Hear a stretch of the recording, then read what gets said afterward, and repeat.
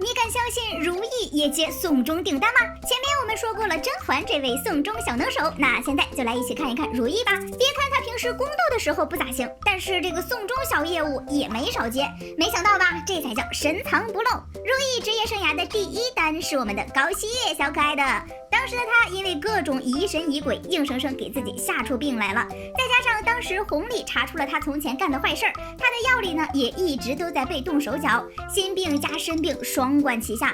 这么一来，高希月年纪轻轻的身体却眼看着不行了。在知道他就有这一两日好活的时候，如意去咸福宫看了他。当时的咸福宫里空荡荡的，只剩下莫心陪着高希月。如意进去的时候，他还以为心心念念的皇上来了。看到是如意之后，虽然表情不怎么好，语气也冷冷的。本宫一心想要越过你，没想到今日沦落到这般地步。但还是让他坐下说话。两人都平退了丫鬟，面对面坐着说起话来。如意一开口就委婉地告诉他，他现在这个样子是被人算计了。咱们在这宫里都活了快半辈子了，却还是活在别人的算计里。你如今这个样子，你知道是为何吗？把话说明白之后，高希月却觉得一直算计自己的正是眼前的如意。除了你算计我，还能有谁？难怪他一直没个好脸色。一边的如意呢，却好像是打算告诉他实情似的，把齐汝听命于紫禁城高管在他药里动手脚的事儿说了出来。高希月惊讶的猜测是谁在指使齐汝时，如意却说自己只能知道这么多了。其实也就是在变相的告诉他，这事儿就是皇上和太后干的，是因为这事儿属于秘密，所以如意自己只能了解到这么多。虽然又告诉高希月，他俩佩戴多年的手镯里其实早就被兰华动了手脚。你我侍奉皇上多年，一直未有子嗣，全拜这个镯子所赐。高希月一开始还不相信，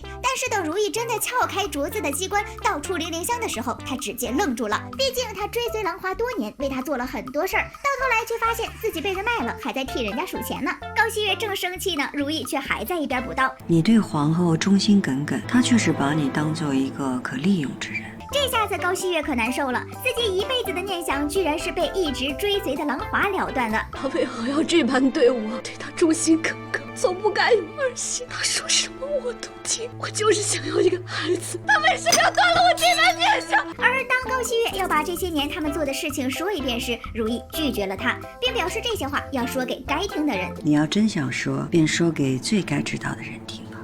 的人不就是扎龙吗？这样他必定会对高希月死前所言深信不疑，也自然会不喜兰华。如意借别人的嘴说出了自己的委屈。没想到如意居然也是会宫斗的。不盘不知道，原来大小琵琶精居然都是如意亲手送走的。小琵琶精这个业务呢，可是扎龙亲手下单。当时他让白蕊姬去给庆嫔下毒，随后又刺死他，还让当时身为皇后的如意去给他送毒酒。白蕊姬当然知道如意是来干嘛的，只是两个人在服务开始之前还聊了一会儿，因为如意也有点好奇，为什么好端端的他要给庆嫔下药。白蕊姬却告诉他，自己和庆嫔还有淑妃其实都是太后的人，而自己会这么做全都是扎龙之事。因为身为皇帝的他最恨遭到别人的算计，皇上最恨人算计他，是我们明知故犯。如意明白了事情的来龙去脉，忽然就沉默了。紧接着白蕊姬的爱子人设显露出来，唯一对不住的就是我那苦命的孩儿，纵使我为他报了仇。这下如意更迷惑了，就把这事儿给问了个清楚，随后就告诉他孩子这事儿有蹊跷，这事儿并不像他认为的那样是兰华害了他的孩子，背后真正的凶手很可能是嘉贵妃，而他是一直在被人利用，导致他筹谋一生还是报错了仇。如果害死你孩儿的不只是孝贤皇后，甚至不是孝贤皇后呢？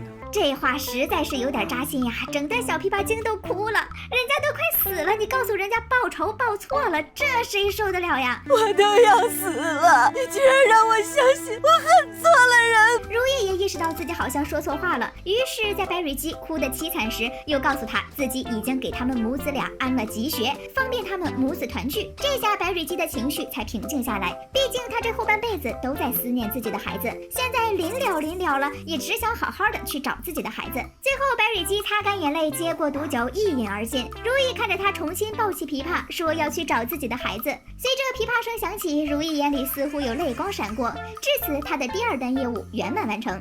如意也是有点宫斗技能在身上的。如意的最后一单业务就是监狱岩，这个苦情反派也是可怜人。如意过去的时候，气香宫里好多落叶，看上去倒是有些衰败的意味。监狱岩看到是如意来了，还以为他是来套话的，就连如意告诉他御史王爷其实已经抛弃他这枚棋子的时候，他还是不相信。你以为你提王爷就能从我嘴里掏出话了？王爷不要我。他可真是太坚定了，完全不知道自己喜欢的羊肉串王爷是一个那样的人。直到如意拿出了密折，他看到上面写着自己并非御史人的话，当场就受不了了。也是自己兢兢业业的为御史操劳了一辈子，到头来竟然被自己的心上人给摆了一道。9月今日小疑问，当年羊肉串王爷的微笑到底有多好看，居然让监狱岩惦记了一辈子。不过如意这次也真是够狠的，这么干无疑是让监狱岩悲惨的离去，连心里最后一点慰藉都没有给他留下，吓人诛心呐！崩溃的监狱岩把自己那些年干过的坏事全都说了出来。我都告诉你问我呀。到最后如意走的时候，他还在大喊，想知道自己到底是不是监狱岩。监狱岩这辈子也是可惜呀，为自己的母族奋斗终生，最后迎接他的却是抛弃。羊肉串王爷呀，你都不会心疼人的。虽然大家一直觉得如意是个宫斗小渣渣，但是根据以上送终业务来看，他其实还是有些宫斗技能点在身上的，只不过是他不想争而已。你看，他也知道借高希月的嘴告诉扎龙自己遭遇的那些事儿都是狼华做的，也知道吓人诛心，让监狱岩走得不安稳。哎，说来说去啊，还是被男人蒙蔽了双眼，都是扎龙的错。好啦，本期视频就到这里啦，宝宝们别忘了点赞评论哦，救命！